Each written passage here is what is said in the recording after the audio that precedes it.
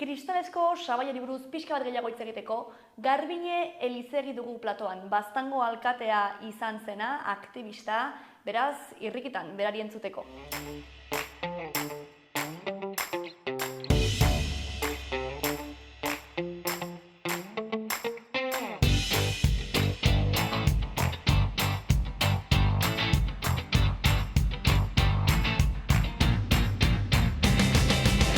Ongi etorri, Garbine.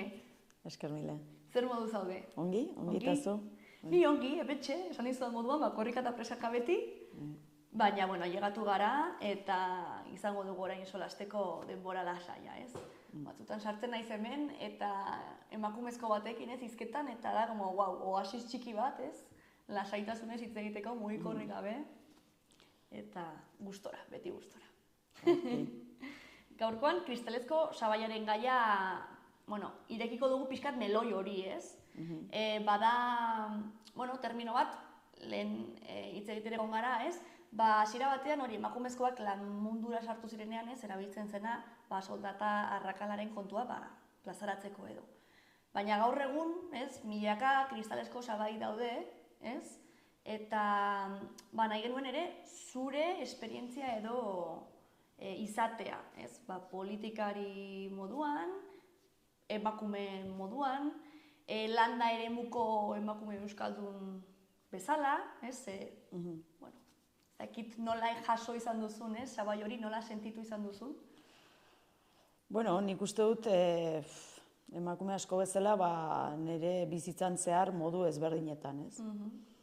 Orduan, kasu honetan, nik uste dut tokatu zaidala bertzei bezala modu ezberdinetan bizitzea hori, ez? Bizitzaren etaparen arabera edo momentuan ari nintzen horretan, ez? Adibideak jartzekotan, ez dakit, nik uste dut txikitatik ere sumatu izan dut, ez? Neska izatea, mutila izatearen ondoan, ez? Baziren gauza batzuk nolabait guretako ez zirenak onargarriak edo. Niri beti gustatu izan zait kirola, nahiko mugitua izan naiz, eta nik beti bai sumatu dut hor ere, adibidez, mugak egon direla beti, ez?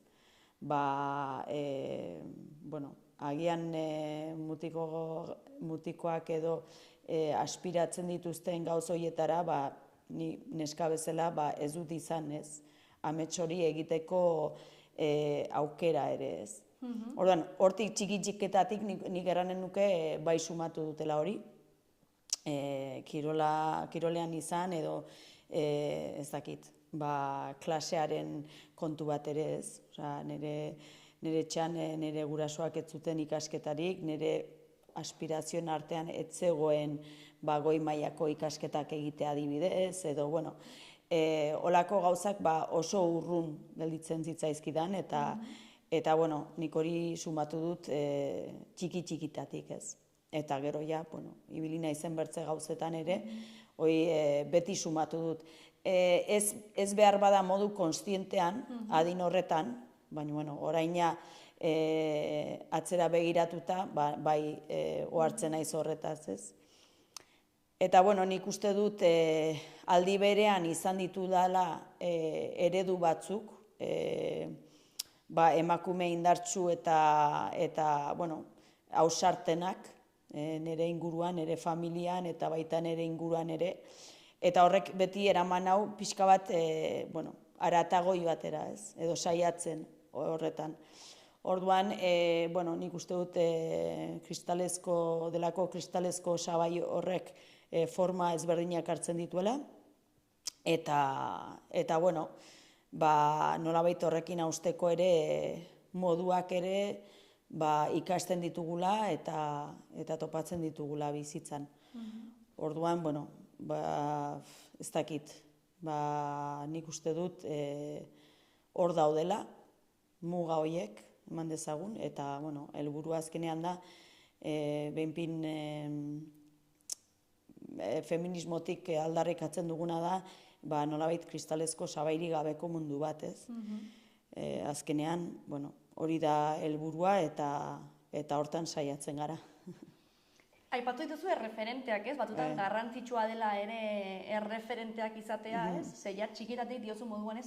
Muga horiek ditugu, ez? Eta estereotipoak azkar ikasten ditugu, eta orduan, dirudi hori, amesteko modua bat edo bestea dela, ez? Bidea ja egiten digutela nahi gabe. Orduan, zeintzuk dira erreferente horiek zuretako lagungarriak izan direnak, zure bidea, zure moduan egiteko? Bueno, askotarikoak izan dira. Nire familian bertan nik beti ezagutu dut, adibidez, amatik hasita edo izebaketa, beraiek beren garaiko egoeran ere menpeko izan direla eta zapalduak izan direla, baina beti ikusi ditut borrokatzen eta aldarrikatzen, nolabait zerbait bidezkoa ez bazen, horrei aurre egitea, ez. Gero bertzaldetik, ni txikitan Kalifornian bizi nintzelaik, nik ikusten dituen diasporako emakumeak beste rol bat hartzen zutela, ez.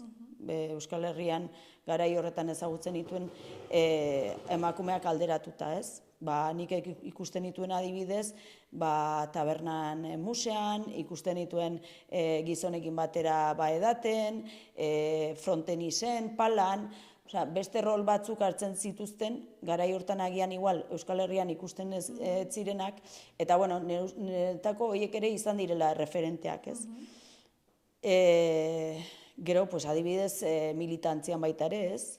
Euskal Herrian badago militantzialen kultura hori, eta hor ere emakume referente garrantzitsuak izan dira herri honetan, eta badaude herri honetan, eta nik uste dut horiek ere izan direla referente badibez eguneroko aldarrikapenak eta borroketan aritu garenendako. Eta, arlo ezberdinetan, bai ikasketetan ere, eta lanean ere bai ez. Azkenean, osasungintzan ere, hor ere badaude kristalezko sabai haunitz, botere harreman haunitz daude, modu ezberdinetan ematen direnak, eta nik horri zautu ditut baita ere, referenteak, beste rol horiek hartu dituztenak, eta aldi berean eraldatu.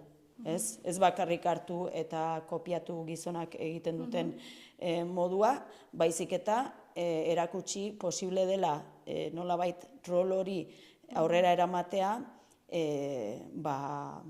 ondokoa zapaldu gabe. Beste lidergo mota batzuk, ez? Hoi da. Orduan, denetarik.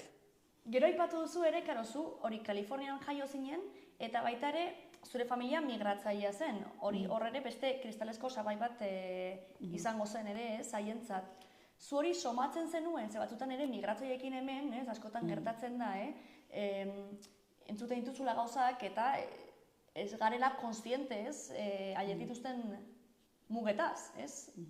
Orduan, nola sentitu izan zenuen hori? Bai, ni beti hori sentitu du baita ere, bazterretik, ez? Baztertuak bezala, niroitzen naiz gure auzoan ginala atzerritar bakarrak,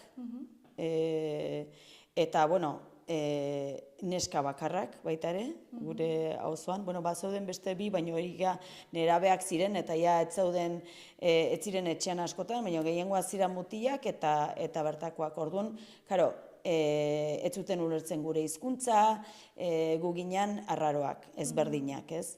Eta hori ere bizitu izan nuen, nire gurasoak ez zuten inglesez egiten, orduan txiki-txikitatik gu ere eskolan hasi ginenean euskaraz bakarrik genekien, 4-5 urtekin ez nekien inglesez, hor hasi nintzen eskolan. Orduan eskolan hasi orduko ikasten dendetan eta kanpoko eremuetan gurasoei itzuli behar izatea, ez? Eta gutxiespen sentimentu hori, ez? Azkenean, nolabait desberdina zera, etzera hemengoa, nik hori bizitu dut txikitan. Eta gero Euskal Herrira etortzerakoan ere, bai. Euskal Herrira etorrita gu ginen, ez? Kanpotik etorritakoak, ez ginen enkajatzen. Nik hori ere bizitu dut, bizitzako etapa ezberdinetan. Orduan, bueno, bai, sensazio pixka bat hor ez dutela enkajatzen, ez, nolabait. Baina, bueno, nik uste dut aldi berean, esperientzia horiek ere eman diatela, bueno, bizitzai aurre egiteko tresnak ere, ez, eta moldatzea, egokitzea, ez, egoerari. Baina, bueno, horrelako bizipenak ere izan ditut. Azkenean, zaila da, zure bizilekutik kanpo bizitzea, hizkuntza ez menperatzea, bueno, pues horrek ere zailtasunak ekartzen ditu eta gogorra da. Eta horregatik ere, bueno, nik ezagutzen dituan migratzaile gehienak, beren ametsa da, beren etxera itzultzea. Ez da beti horrela, baina normalean hori izaten da. Eta kasu askotan, nire gurasoekin bezala, migratzeko arrazoia zen hemen zailtasunak zituztelakoz, bai ekonomikoak, bai bestelakoak ez. Eta ze gauza ez batzutan ametsa dela bueltatzea, eta bueltatzen zarenean ez zaituzte horkoa zarela bezala hartzen, ez? Ja ez zara inongoa, ez? Ez duzu, ez dakit, aberririk, ez? Hala da. Bueno, gero egin gara, gero bai, sortzen duzu. Denborakin lortzen da, baina, bueno, ez da erresa, bai. Eta gero ipatu dituzu ere, kristalezko sabaiak ezberdinak direla bizitzako etapa ezberdinetan, ez? Zuretzat ze etapa da zailena, edo kristalezko sabai horiekin apurtzeko, edo noiz egiten dira nabarmenago? Pues ez dakit jakingo nuken hori erantzuten. Bueno, niretzako ez dakit. Nik uste dut igual haurtzaroaren oztopoiek niretzat igual bai izan dire gogorrago, gehien bat ez nitulako tresnak, ez? Horri aurre egiteko, ez nulakoz nola identifikatu gertatzen ari zena. Nik uste dut tresnak eukita eta ulertzen duzu momentutik zergatik gertatzen den hori, nik uste dut erresago dela aurrea egitea eta aliatuak bilatzea.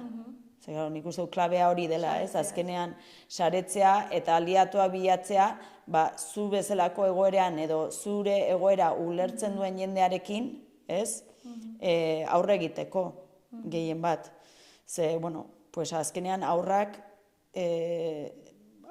zarenean ez duzu esperientzia hori, ez dakizu zergatik gertatzen ari den, ez duzu ulertzen, uste duzu zure arazo bat dela. Orduan, bueno, nik errango nuke, hori dela zailena, ez? Gero baita ere egia da nerabezaroan, ez? Haurtzaroa igual ez dakizu identifikatzen, nerabezaroan hasten zara identifikatzen ez, baina igual ez duzu indarra edo, ez? Horrekin bukatzeko, ez? Igual, ez dakit. Nerabezaro ere izan daiteke momentu gako bat. Baita ere, nik uste dut bakotxaren bizitzaren arabera, nik egia erran nerabezaroa ez nun hain gaizki pasatu, ja egokituan nintzen tokian, nerabezaro bukaeran igual gehiago, baina beste krisi batzuk ere hor daude, eta baina nik uste dut garaiaren arabera gero agian baita ere niretzako hain traumatikoa izan zen aldaketa hori, ez? Gero horren ondorengoa etzen hain gogorra izan igual, bueno, hor nik uste dut badirela personaren araberko esperientziak ere, ez?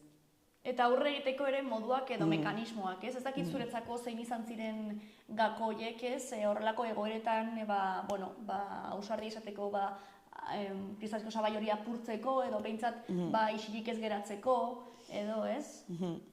Bueno, nik lehen aipatuan bezala, ni inguruan ituen ereduak, esan ditudanak, adibidez, nahiz eta bidezkoaz izan edo zailtasunak izan, beti izan da horiek salatzea, ez? Orduan, nik hori ikusi dut txikitatik, nire etxean, ikasi izan dut, hitz egitea eta kexatzea kexatu behar denean, ez? Horrek ez du esan nahi horrekin lortzen denik, nahi eta nahi ez. Baina, orduan, alde hortatik, hori bazegoen, baino, hala ere, bueno, zailtasunak izan ditut nolabait egoera batzutan, non igual ez naukan aukerarik nire ahotsa entzunarazteko, ez? Eta hori ere bada zaila, ez? Egoera batzutan, ez duzu aukerarik edo izan daiteke eskolan, ez? Hor badago autoritate zea bat, non, bueno, ezin duzu hitz egin, eskua altxatu behar da, erran nahi dut, hor ez da hain erresa, ez dago oreka bat hor, ez? Badago autoritate bat, eta bueno, hor ere zailtasunak izan ditut nire bizitzan, ez? Azkenean esaten duzu, bueno, nik ezin badut esan nahi dudana, ez? Ze pintatzen du nik hemen, ez? Zertarako joan behar dut eskolara, zertarako egin behar dut hau. Bueno, hori ere bada zailtasun bat. Orduan, ausartu baino gehiago, batzutan ez dago aukerarik. Itxita dago ate hori, ez? Edo Guardia Zibilaren aurrean, adibidez, ez? Baduzu aukera hitz egiteko, bueno, agian bakarren bat, baino esan nahi dut, hor badaude toki batzutan, non ez dago aukera hori, ez? Horretzen zara, esperientzia konkreturen bat, horrela sentitu izan duzuna? Jo, pues bai, a ber, ni oain aipatu duan Guardia Zibilen kontroletan, bueno, ni ez dakit, baina oain dela 25 urte, gutxio ere, bueno, ni egon nahi zenetan, jendeak ez du hitz egiten, ez ginen ausartzen hitz egitera, bagenik kelakoz horren ondorioa zein izango zen. Orduan, bueno, hori bada adibide bat. Nik etxean bizitu dut nire aitarekin, ere beldur hori, adibidez, ez? Orduan, bueno, bai, eta hori da nolabait, bueno, zapalkuntza mota ohikoa izan dena, ez? Etxeetan, nirean behintzat bai, eta beste askotan ere, seguraski. Nire gertatzen azkenaldi honetan ere, bueno, nire bikotea kolonbiarra da, eta batzutan kotxean joaten garenean, ez, beti, nigo iratzen bali badut, ez gaituzte inoiz gelditzen. Bera iratzen duenean beti, ez, kontrol guztia, eta gainera paper guztiak, eta hemengo nana izan, ez, jartzen duenez Kolombia bat, zenbat urte nabatzazu hemen, eta horrelako galderak, ez, eta batzutan, azten zara, kostiente izaten ostras, osea, zer da hau, ez? Bueno, hori da, hemen herri honetan beti bizitu duguna. Esan nahi dut. Oain fokoa dago, nolabait... Beste profil batean. Bai, beste profil batean, baina, bueno, oraindik badago bestetik ere, bai, orain ikusi dugu berriki Palestinako protestetan, nola da, vuelta ziklista, Espainiako vuelta Pirineotara sartu zenean eta hor mendian harrapatu dituzte batzuk eta gelditu dituzte eta hori oraindik gertatzen ari da. Orain gehiago gertatzen da, zuk erran duzun perfil horretan. Baina jokatzeko modua berdina da. Bai. Beti txantxarekin, ez? Euskaldun bat eta kolombiar bat kotxean. Bai. Baina, bueno, bai. Baina bai, ez, batzutan ez gara kontziente igual, edo ez gara ohartzen, ez? Zenbateko, bueno, pues, muga ikustezin edo perfilazio edo dauden, ez? Gure egunerokotasunean, ez? Zenbat detaile txiki, ez? Egiten gaituztenak, bueno, hori. Bai. Mugatu, ez? Gure esperientzia. Gero egia da, lutzerakoan, zu bukatu duzula, bueno, politikan, ez? Azkenean, lidergo postu batean, ez? Ze azkenean, emakumezkoak politikara ailegatzea ere izan zen, bueno, nahiko zaila, ez? Eta ailegatu zaretenean batzutan ere, bueno, guztiek ez dute berdin ikuste edo berdintasun batean tratatzen emakumezko politikari bat edo gizonezko politikari bat, ez? Ez dakit zure esperientzia nolakoa izan den? Bai, horrere nabarmen izan du da. Bueno, nik uste dut modu askotan ikusi da hori, ez? baztanen, bai gauza arruntetan, adibidez plazan dantzatzea, ez? Mutil-dantzekin gertatu zena, bueno, hori nik uste dut izan dela adibide nabarmen bat, ez? Nola mugatzen duten parte hartze publikoa eta, bueno, nolabait gizonen eremuan sartzearen debeku hori, ez? Baita ere udaletxean eta erabakiak hartzeko moduan, bai? Beti ere ez da bakarrik emakume izatea, baizik eta gu udalean egon ginenean, gure helburuetako bat zen baita ere praktika patriarkal, arras errotua zegoen praktika patriarkal batekin haustea edo behintzat arrakala sortzea hor, ez? Haustea ja hori helburu handia zen, baina, bueno, behintzat hor arrakala sortzea hor.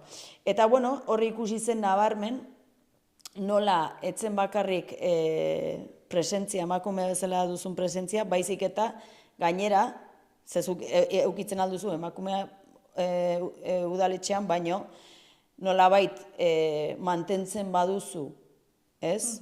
Praktika patriarkal hori edo joko hori permititzen baduzu, edo ez bazara kejatzen, azkenean bihurtzen altzara aliatu, ez? Naiz eta hala ere ez dizuten berdin onartuko, hori ere erran bar da. Hasten bazara nolabait zalantzan jartzen hain errotuta dagoen paktu hori, orduan ere erantzuna gogorragoa da. Eta hori nik nabarmen bizitu nituen, egon nitzen 4 urte horietan, ez bakarrik nik, baizik eta nirekin zeuden bertze zinegotzi emakumezkoak ere.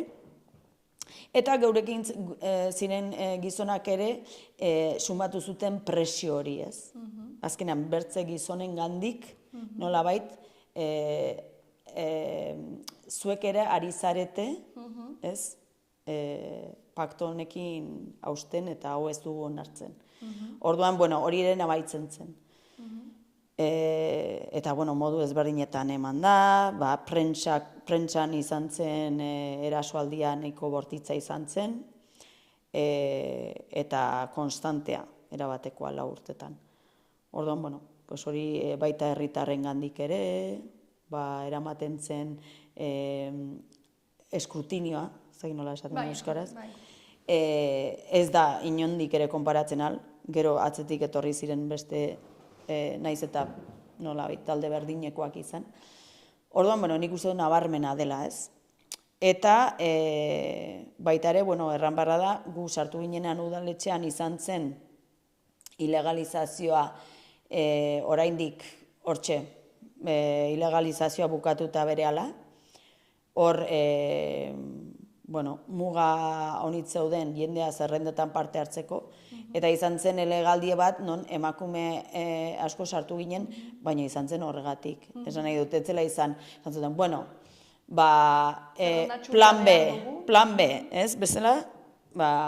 Eta, bueno, gero horren ondoren egia da gaur egun, eta gero lege batzuk aldatu zielakoz eta bar, emakumeen parte hartzea haundituz joan dela, baina nik uste dut oraindik badela hor nabarmena dela, oraindik partido politiko guztietan, batzutan bertzetan baino gehiago, badela hor gizonen nagusitasuna, nabarmena. Orduan, bueno, hor egia da aurrera pausoak eman direla, hori ez da ukatzen al, baina oraindik hauniz falta dela, hor nolabait oreka bat egoteko. Eta funtzionatzeko moduak eta erabakiak hartzeko moduak oraindik nahiko patriarkalak direla eta hor, bueno, nolabait hasten bada norbait hori zalantzan hartzen eta hausten, normalean, bueno, beste bide bat hartzen du pertsona horrek. Kuriosoa da, ez, nola, Bakartxo Ruiz ere egon zen aurreko denboraldian eta berdin esan zuen, ez, bera, sartu zela politikan horregatik, ez, zerrenda txuria behartzelako, ez, orduan emakumezko asko sartu zineten, ez, politikan. Eta kuriosoa da, ez, nola horrelako egoeratan batzutan, ez, behar zen edo plan B bat behar dugu, ez, aurrekoan ere, joaten zirenean, ez, gizonezkoak gerrara eta emakumezkoak fabriketan sartu zirenean, ez, guzti hau, ez, nola, egoera hauetan, ez, ikusten, gu ere gai gara, ez, honetarako, ez, eta nahiz eta zentzu horretan izan, ez, gero bideak irekitzen diren, ez, guretako, eta ikusten dugu, egin dezakegu ere, ez? Ze batzutan muga horiek, ez, txikitatik jartzen dizkiguten muga horiek, ez, ikasten ditugun gauza horiek, ez, mugatzen gaituzte aukera eman gabe, ez? Eta gero sartzen gara, eta ongi egiten dugu, ez? Bai, nik uste dut hor klabea dela erreferenteak izatea, ez? Zer ez baditu erreferenteak, zaila da sinestea hori posible dela, ez? Orduan, nik uste dut hortarako behar direla referenteak eta pixka bat hor gauzak aldatzen joan, ez? Eta gero, adibidez, pasatzen dituen la urte horietan, nahiz eta oztopo guzti horiek izan, zer ematen zizun indarra edo aurrera jarraitzeko edo hori ezakit usteko eta... Bai, nik uste dut klabea izan zela, sarea. Taldea, eta gero taldetik kanpo, taldea udaletxean bertan, eta baita ere udaletxetik kanpo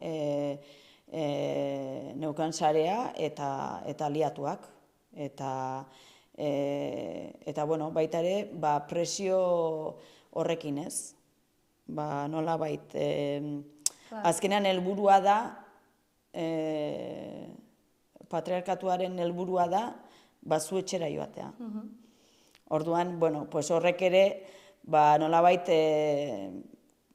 eramaten ninduen, esatera, eutxiko diot, baina oso zaila da. Eta nik ulertzen dut, erabat, baita ere, badela zilegia esatea, ez diogu eutxi bar, salatu behar dugu hau, eta ez diogu eutxi bar, eta esan behar dugu zergatik, eta aldatu behar da, ze, horre aiatzen gara egoera batzutara, non, gure osasuna arriskuan jartzen dugunez.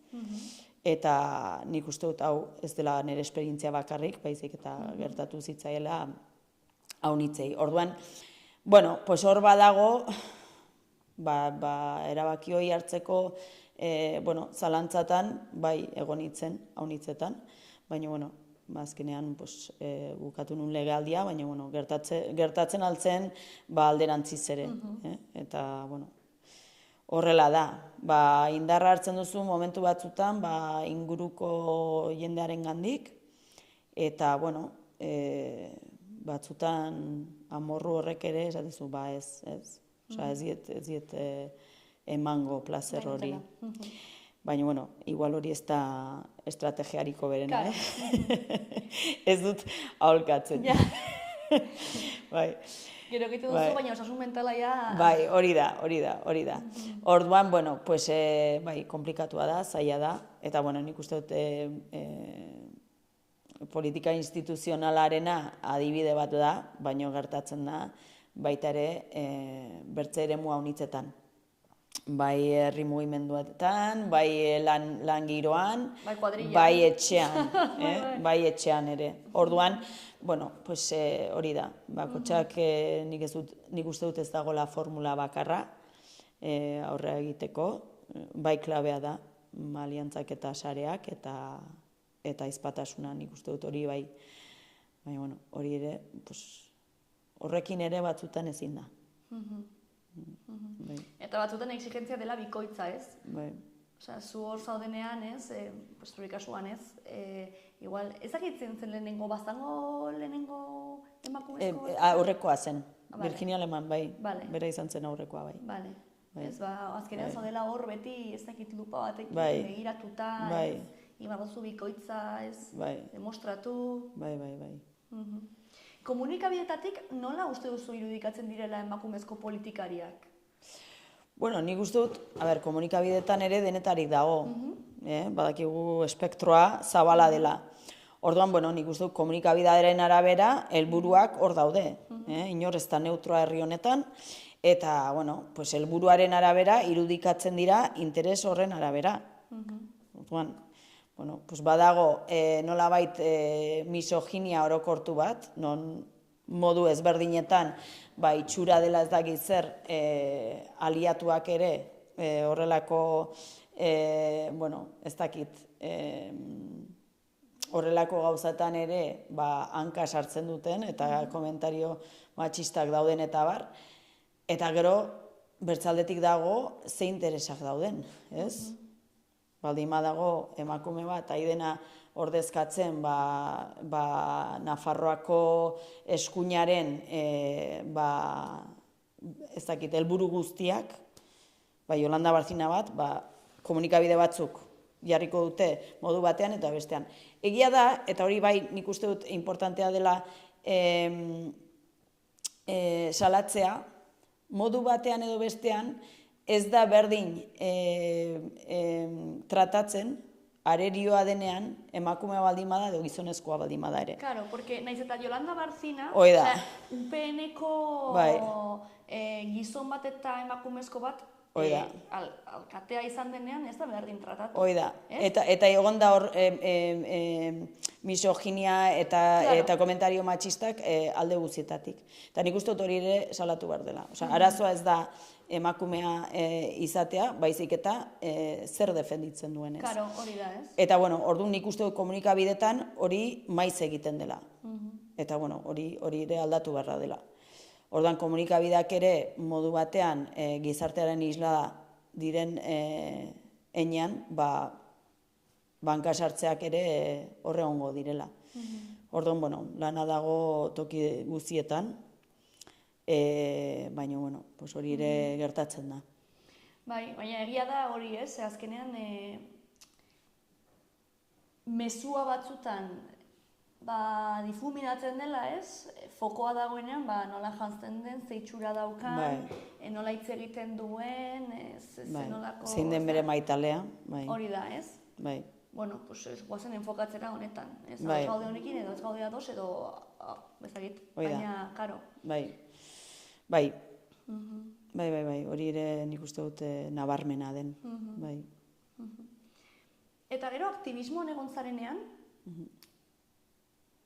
batzutan ez, orain argi daukagu ez, baina ezkerrean ez, edo horrelako, aktivismo progresistetan ez, zupuratzen da, berdintasunen alde gaudela guztiak ez, eta gero ikusten da, ez, baita ere ez.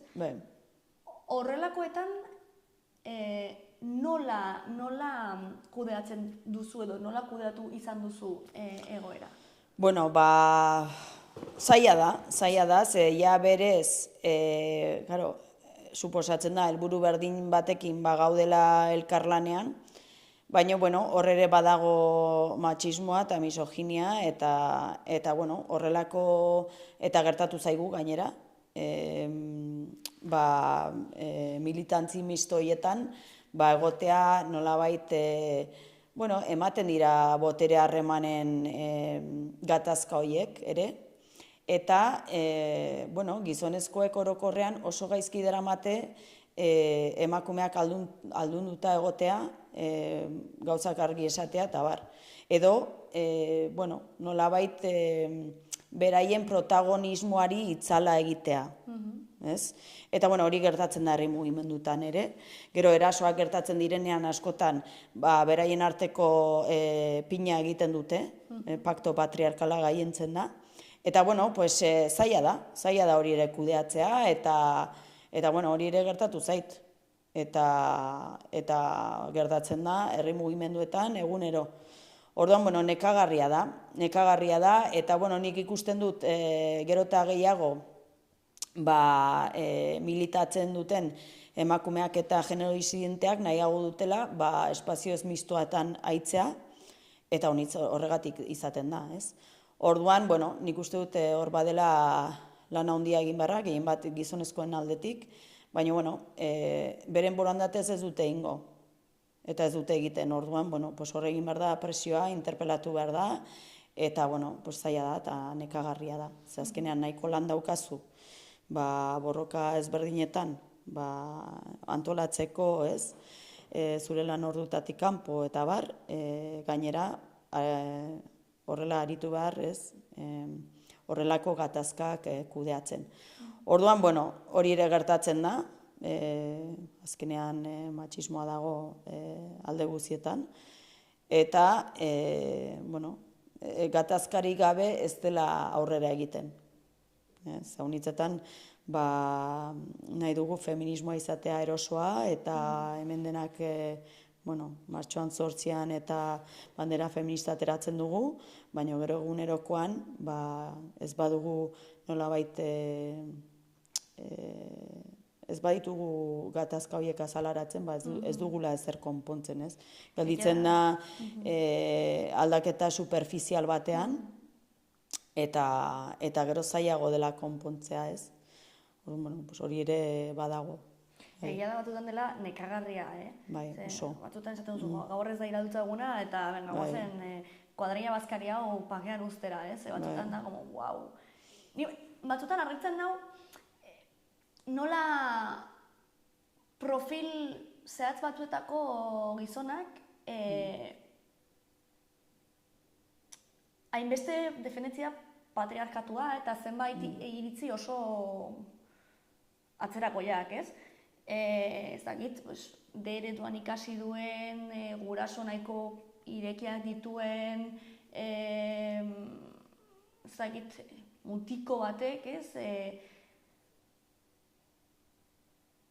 Gero, zenbait komentari izatea direla, wow, osea, super atzerakoiak, super matxistak, eta batzuta esan duzu, ez dakit, bueno, orain, dirudi jende asko esaten du ez atzera pausoak ematen ari ditugula, ez, edo badagoela baita ere interneten bidez, manosferaren kontu guztia, eragin handia izaten ari duela, ez?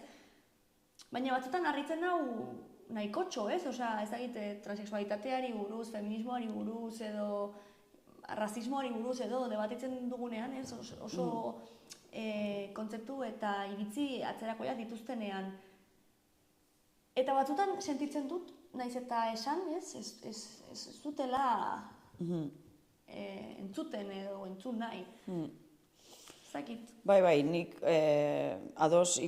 ikusten dudana da, arazoa egiturazkoa dela, eta horrek eskatzen duela lanketa bat egitea, eskatzen duela nolabait enfokea hori hartzea, hausnartzea bakotxak ditugun privilegioa eta boterearen inguruan. Eta, hori privilegio egoeran dagoenak ez du bere borondatez egingo. Orduan, hori eginarazteko behar da gatazka. Orduan, hori eskibatzen da. Orduan, zuk jarri duzun adibide hori nik ikuste dut atzeragoa zela baita ere, baina baita ere, ari garelakoz erortzen, sinesmen falsu batzutan non hemen berdintasuna dago, hemen ez dago klase sozialik, hemen ez dago desberdintasunik migratzaile eta ez migratzaien artean, ez dago eraginik azalaren kolorean. Nolabait, sinesten ditugu, interesatzen zaizkigun, nolabait, gauza batzuk, iritzi batzuk, direnakoz, gure bizitza erresago egiten dutenak. Eta ez ditugulakoz momentuan sumatzen gatazka horiek gure gorputzetan. Orduan, hori da gertatzen dena, eta ikusten dutenean, nolabait, privilegio horiek galtzea esan nahi du, zure bizitza pixka desoresoagoa izango dela.